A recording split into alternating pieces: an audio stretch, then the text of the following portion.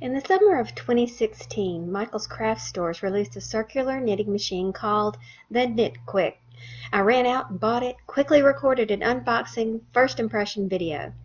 It was really promising by all accounts, but now some time has gone by and I've heard from many people about their own experiences, both good and bad, so I thought I should pop on and give you this update review. So it's 6 months later, and how has my Knit-Quick held up? Many people have been complaining, saying theirs didn't last long at all. They took it back to Michael's, which I'll have to say did a great job, no questions asked with their returns. But there's other people who really enjoy the Knit-Quick. It's doing well for them. Mine did great for 6 months and then it broke, and it seems to be the same complaint that everybody else had, that it felt as though the gears were stripped. So I was curious about this. So what did I do? I took it apart. So that's what I want to show you right now, is what actually went wrong. So the first thing I checked was this cog here, because when you're turning the handle, you know, it gives you the feeling that something is skipping. And you'll see that all the black teeth are intact, but there are some white plastic shavings that are on here. And that's what happened. This is very strong. This took the heat here, but all around these teeth, every place is great except for right there. One of the teeth is completely gone, but the one on either side of the one that's completely gone is worn down as well. So when it reaches this point, it couldn't grip. It's probably only 2 or 3 that are touching at a time, and it couldn't grip to keep the machine turning along.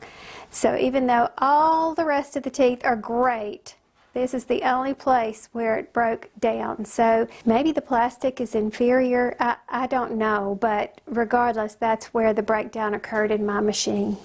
Now, viewer Lisa Connaughton, I think that's how you say that, she took hers apart as well. And look what she found.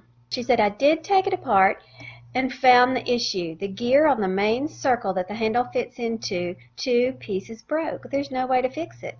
But I've concluded that the plastic they use is simply too weak and cheap. Until they change the quality of the plastic, this machine will not work well for long. And as you just saw on mine, it appeared to be the exact same issue. Now look down here at the lower part of her message. She says, a funny thing to note though, I think the needles are the exact same design as the Addy, so I saved the extras after I took it apart, laughing out loud. Woman after my own heart. They do appear to be the same, but let's look at them in detail now. Now the first thing to notice is the hook. It appears that the Addy on the right is a little bit larger in the hook size, and you can even see the shape underneath the hook. The little neck edge seems to be slightly different. And then there's this flat panel part where it slides down into the carriage. There are 2 differences here I see from the vertical line and this horizontal lip on the Addy one. Those seem to be a little different too. So now the big question, would I recommend it?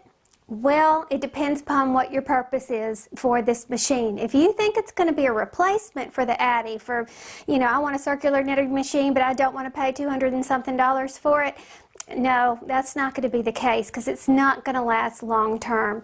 However, if you want to get a taste of circular knitting, to just see what it's about, then I think it's a great machine for you to start out on, just to test the waters and see what it's like. Again, be warned that the manufacturing does seem to be inconsistent with this. Like I said, some people got great machines and other people it broke. They didn't even get to use it practically before they ended up taking it back to Michael's. So I would, if you think, okay, I'm just going to go ahead and use it to try out circular machine knitting, do not buy it unless you have a coupon. So look for those good coupons. They sometimes can go up to as high as 60% off from what I've seen, and that would be great. But also think of this machine as a disposable machine, so to speak. It's more like a toy, similar to, say, the Sinker that I've reviewed in the past.